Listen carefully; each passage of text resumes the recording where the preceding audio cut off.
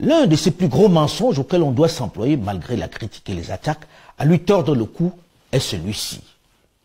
Il peut paraître anodin, sans grandes conséquences, mais il est important parce qu'il influence, qu'on le veuille ou non, le regard que les Africains posent sur eux-mêmes déjà et que le reste du monde pose sur l'Afrique. Il joue sur la perception que le monde a sur le continent berceau de l'humanité. Regardez cette carte du monde, cette map monde, celle qui circule depuis des siècles partout sur la planète, celle qui sert de référence, celle que l'on utilise dans les écoles du monde entier. On observe que l'Afrique est bien plus petite que l'Europe, presque de la même taille que l'Amérique. Et pourtant, dans la réalité, la superficie de l'Afrique, c'est 30 millions de kilomètres carrés. Elle fait près de 2 fois celle de la Russie, qui est de 17 millions de kilomètres carrés. Regardez bien. Sur les maps monde, le Groenland est plus grand que l'Afrique. Mais en réalité, le Groenland a la même superficie que la seule République démocratique du Congo, sinon légèrement inférieure. L'Afrique peut contenir 10 fois le Groenland. Même si les spécialistes qui reconnaissent que cette représentation, qui minimise l'Afrique, provient de l'impossibilité de représenter fidèlement la boule qu'est notre planète sur le papier. Parce qu'en géométrie, la sphère n'a pas de développement parfait, contrairement à un cube ou à un cylindre. C'est de là que viennent les projections cartographiques. Notamment celle-ci qu'on a baptisée la projection de Mercator, la plus utilisée en cartographie. Une projection cylindrique qui fait que les parties qui sont au centre, notamment au niveau de l'équateur, sont plus ou moins représentées correctement. Et que plus on s'en éloigne, plus des déformations interviennent et atteignent leur maximum au pôle. Ce qui fait que le Groenland, qui a la même superficie que la RDC, sinon légèrement inférieure, apparaît plus grand que le continent africain tout entier. La France semble avoir la même dimension que le Mali. Pourtant, le Mali, 1 240 190 km², a une superficie qui est le double de celle de la France, 543 900 km².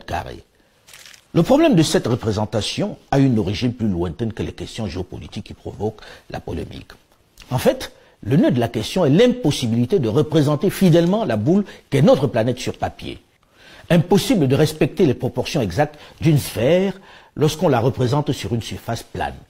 D'où les travaux consistant à trouver la meilleure formule, la meilleure projection. Une autre projection existe. Contrairement à celle de Mercator, la projection dite de Peters, qui respecte la proportion entre les surfaces sur la carte et les surfaces réelles. Ainsi, les rapports entre les surfaces des pays sur la carte correspondent aux rapports de leur surface réelle. L'Afrique apparaît bien 14 à 15 fois plus grande que le Groenland. Mais cette carte ne garde pas les bonnes formes des continents, au contraire de la carte de Mercator. Pour une carte destinée à la navigation, on mettra l'accent sur les distances pour s'assurer qu'elle soit correcte. Pour une carte devant servir à la prise de décision, on privilégie la superficie. Par exemple, sur une carte basée sur la projection de Robinson, les différences de superficie entre l'Afrique et le Groenland sont beaucoup plus respectées. On peut voir sur la carte que l'Afrique peut contenir 10 fois le Groenland. C'est en fonction donc de son objectif que l'auteur choisit ce qui sera mis en avant sur les cartes, soit la distance, soit la superficie. À ce moment, on peut se demander pourquoi la projection de Robinson n'est pas plus souvent utilisée que celle de Mercator. En réalité, en fonction de qui fait sa carte et de l'endroit où il veut diminuer les déformations, l'autre partie sera forcément lésée. Il faut savoir que la carte est un outil politique.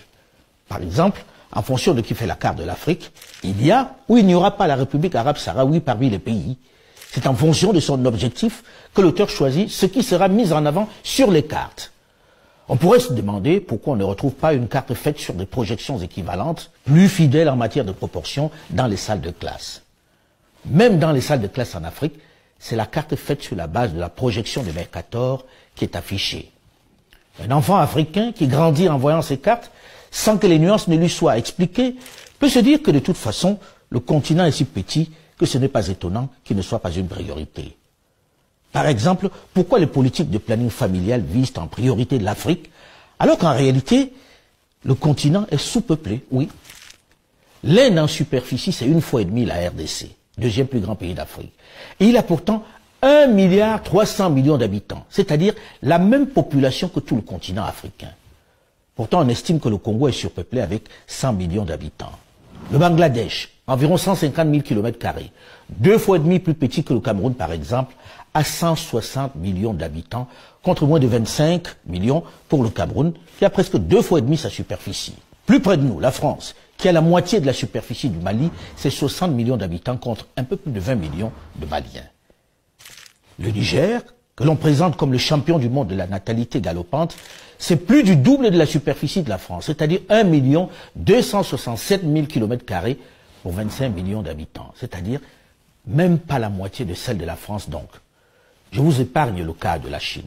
Même s'il faut le reconnaître, la démographie est une réelle question pour le développement de l'Afrique, même s'il est urgent de la gérer, même si l'Afrique de toute urgence doit œuvrer à offrir l'espoir à son importante jeunesse, on doit sortir de ce cliché, de cette image largement véhiculée qui fait passer les Africains quasiment pour des bonobos qui passent le clair de leur temps à copuler et à faire des enfants dans le désordre.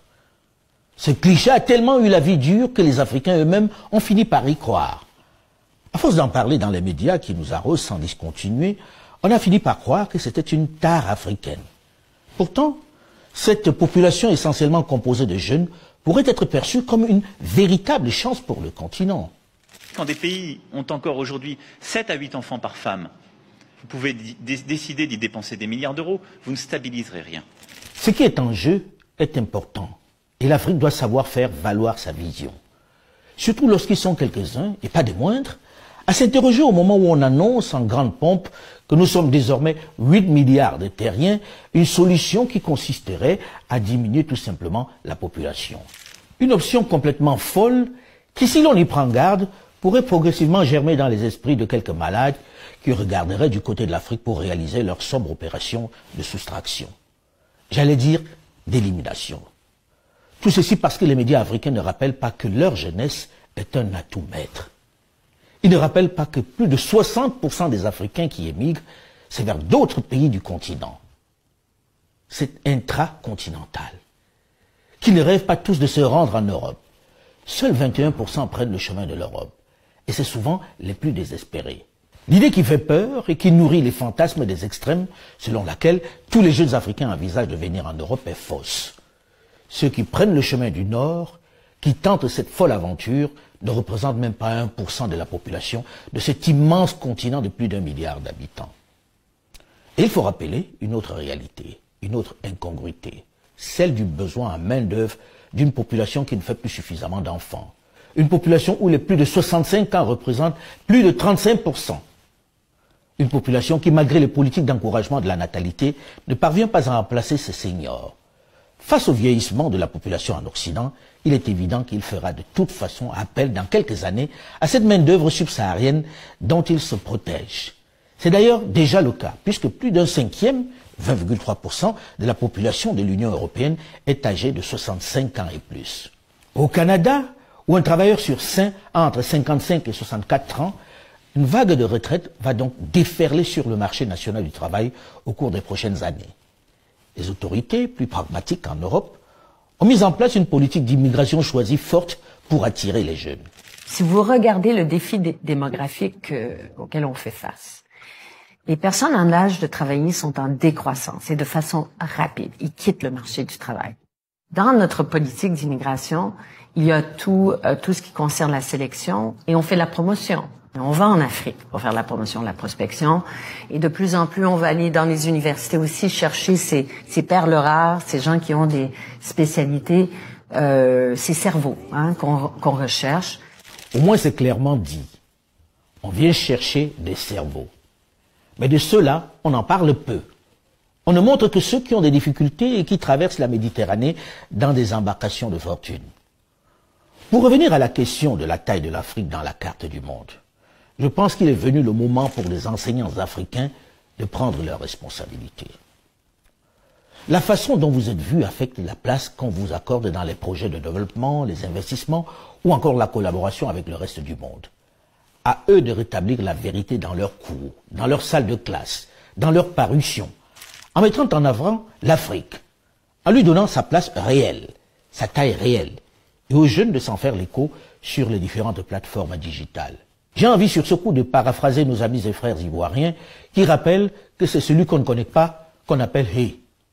Ce n'est pas aux autres, aux occidentaux, de venir rétablir la vérité. Ce n'est pas à eux d'apporter des éclaircissements sur cette incongruité.